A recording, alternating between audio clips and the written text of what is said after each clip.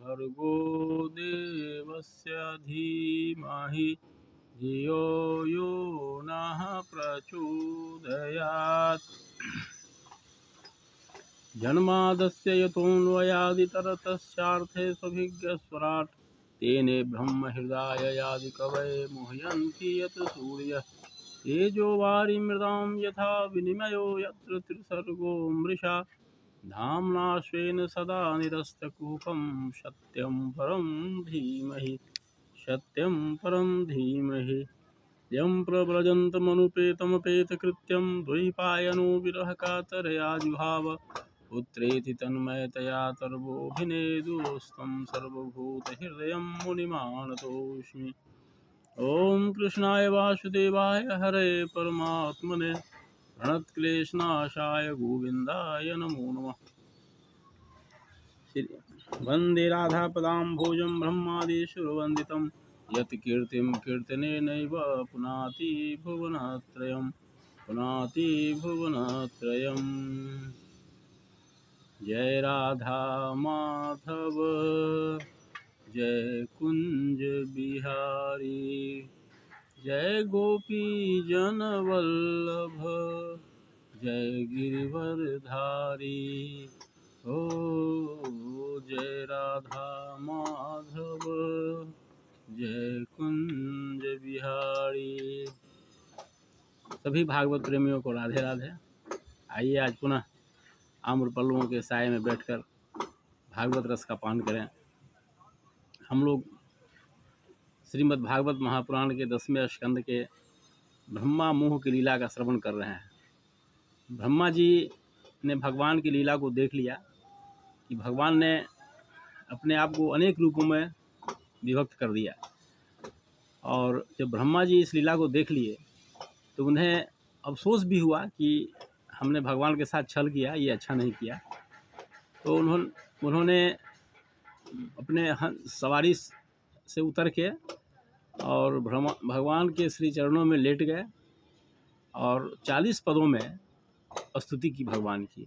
यह स्तुति हम लोगों को भी करना चाहिए इन श्लोकों से, तो स्तुति करने वालों का बहुत कल्याण होता है। तो आइए हम कुछ पदों की चर्चा करते हैं जिससे भगवान ब्रह्मा ने श्री कृष्ण की स्तुति की थी। ये बड़ा ही सुंदर है, बड़ा ही प्रेरक है। नौमीड्यते ब्रभुषे तडिदम्बराय गुंजावंतंस परिपिच्छ लसन्मुखाय वन्यस्त्रजे कवलवित्र विषाणवेणुः लक्ष्यं श्रिये मृदुपदे पशुपाङ्कजाय अस्यापि देव वपुषो मदनुग्रहाय स्वेच्छामयस्य न तु भूतमयस्य कोऽपि नेशे महि त्ववसितं मनसान्तरेण साक्षात् वैव किमुतात्म सुखानुभूते ज्ञाने प्रयास समुत्पास्य नमन्त एव जीवन्ति सन्मुखरितां भवदीयवार्तां स्थाने स्थिताः श्रुतिगतां तनुवाङ्गमनोभिः प्रिये प्रायशो जितोऽप्यसि तैस्त्रिलोक्यां तत्तेऽनुकम्प्यां समीक्ष्माणो भुञ्जान एवात्मकृतं विपाकं हृद्वाग्पुर्भिर्विदधन् नमस्ते जीवेतयो मुक्तिपदे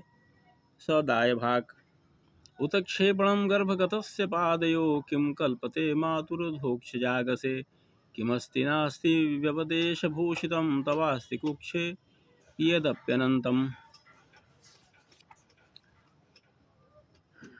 को वेत्ति भूमन् भगवन् परात्मन् योगेश्वरोऽतिर्भवत् स्त्रीलोक्यां क्व वा कथं वा कति वा कदेति विस्तारयन् क्रीडसि योगमायाम् अज्ञानसंज्ञौ भवबन्धमोक्षो द्वै नाम्नान्योः स्तरितज्ञ भावात् अजस्रचित्यात्मनि केवले परे विचार्यमाने तरुणाविवाहिनी। अहो भाग्यं नन्दगोपव्रजोकशां यन्मित्रं परमानन्दं पूर्णब्रह्म सनातनं प्रपञ्चनिष्प्रपञ्चोऽपि विडम्ब्यसि भूतले प्रपन्नजनतानन्द सन्दोहं प्रथितुं प्रभो। श्रीकृष्ण वृष्णिकुल पुष्कर जोशदायिन क्षम निर्जर द्विज पशुदधि वृद्धिकारिण उद्धर्म शार्वर्हर क्षितिराक्षसध्रुः गा कल्पमार्क मरहन भगवन नमस्ते। इन श्लोकों के साथ ब्रह्मा जी ने कृष्ण भगवान की स्तुति की और भगवान के आदेश से वे परम धाम में गए। ये अपने ब्रह्मलोक में चले गए भगवान के आदेश से। भगवान के समक्ष ब्रह्मा जी ने अपनी इच्छा प्रकट की थी कि हे भगवान, मुझे अगर इस ब्रज में तिनका बन के भी जन्म लेने का अवसर मिले तो मेरा सौभाग्य होगा। इतना, अब इससे ज़्यादा क्या कहा जा सकता है ब्रजधाम की महिमा के बारे में। और हम लोग अगर जीवन पर्यंत एक बार भी ब्रजधाम नहीं गए, ब्रजरज का स्पर्श नहीं किया, तो फिर मनुष्य जीवन में आने का क्या उद्देश्य हो सकता है। हम चर्चा कर चुके हैं कि यह जो ब्रजधाम है यह बैकुंठ परमधाम का टुकड़ा है। भगवान का जो निवास है जहाँ परमधाम, उसका टुकड़ा है वृंदावन धाम। इस धरती पर उससे अच्छा स्थान कोई नहीं है। जो महत्व वृंदावन का है, अब इससे ज़्यादा क्या कहा जाए कि यह परमधाम का ही टुकड़ा है। तो हमें जीवन में एक बार अवश्य वहाँ जाना चाहिए, तभी जीवन का सौभाग्य है। तो इसके बाद हम देखते हैं जो ब्रह्मा जी अपने ब्रह्मलोक को चले गए इच्छा प्रकट करके। और वृंदावन के बारे में हम थोड़ी सी चर्चा करें कि इसके बारे में कहा जाता है कि तीर्थराज प्रयाग, जिसे हम प्रयाग को, जहां हम अभी कुंभ लगने वाला है, तीर्थराज कहते हैं। तीर्थराज ने भी मथुरा मंडल की पूजा की है, क्योंकि तीर्थराज तीर्थों का प्रधान है और जो वृंदावन है वो भगवान श्री कृष्ण का धाम है, घर है। वो तीर्थ से भी ऊंचा है, जहाँ भगवान स्वयं रहते हों। इसलिए प्रयागराज ने एक बार मथुरा मंडल की स्तुति की थी, मथुरा मंडल की परिक्रमा की, पूजा की उनका। अब यही, इसी से आप समझ लीजिए जो कितना महत्व है।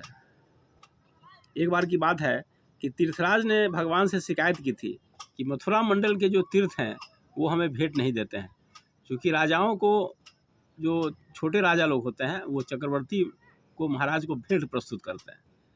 तो उन्होंने भगवान से कहा कि तीर्थ, ब्रजमंडल के जो तीर्थ हैं वे हमें भेंट नहीं देते हैं, आखिर इसका क्या कारण है। तो फिर हम तीर्थराज किस काम के हैं। तब कहा कि हमने तुम्हें राजा बनाया है, अपने घर का राजा नहीं बनाया है, तीर्थों का राजा बनाया है। और मथुरा मंडल जो है ये हमारा घर है। यह तब तीर्थराज प्रयाग को समझ में आया कि मथुरा मंडल का कितना महत्व है। तब तो उन्होंने स्तुति की मथुरा मंडल की। तो हम लोग भी जीवन में एक बार अवश्य इच्छा करें कि मथुरा मंडल जाएं, मथुरा मंडल का दर्शन करें, वहाँ की रज का स्पर्श करें और भगवान ने जिन स्थानों पर अपनी लीला की उन स्थानों को स्पर्श करें। यही मानव जीवन, मानव शरीर का सौभाग्य इसे ही कहा जाएगा। ओम शांति।